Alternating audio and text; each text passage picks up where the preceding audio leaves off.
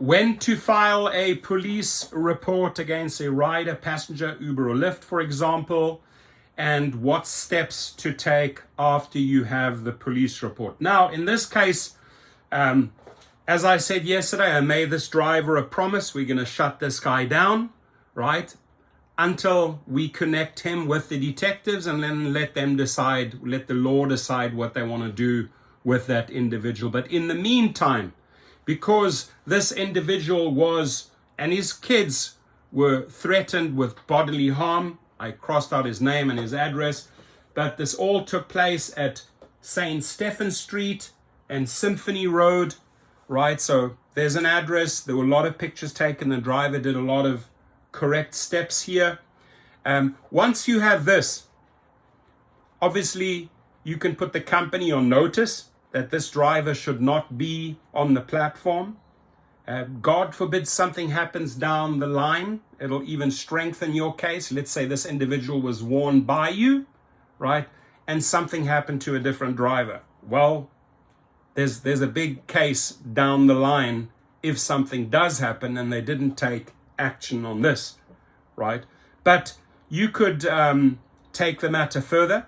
You could sue the rider. You'd have to sue the company to get the details and try and get as much information as you can. Where did you pick them up? Where did you drop them off? The more information you can hand to the police, the quicker they can get to the culprit.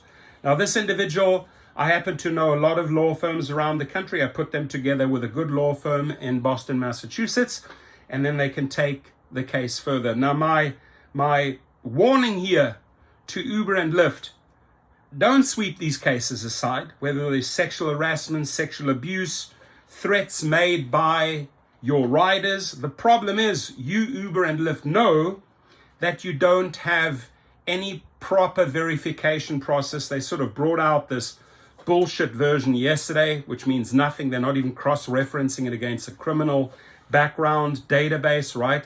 But we have to take the matters into our own hands and then get our own attorneys and do the own steps. And ultimately, the company's going to pay a lot of money. So why go through all that nonsense, Uber and Lyft, when you can actually just do the right thing and get rid of the riffraff? Ladies and gentlemen, they do a criminal background check on us.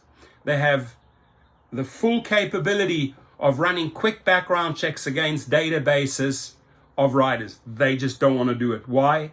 Because they're a whore for every dollar. They will sleep with anyone and everyone that has typhoid, syphilis, gonorrhea, herpes, crabs, AIDS. They will take $1 from anyone and everyone.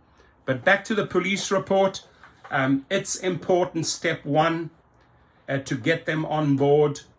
If you can march dash cam footage into the police station on your computer or on your dash cam, that's it, right? You should not be leaving the police station without a report if you have the goods on the rider. And again, please go and get yourself a dash cam.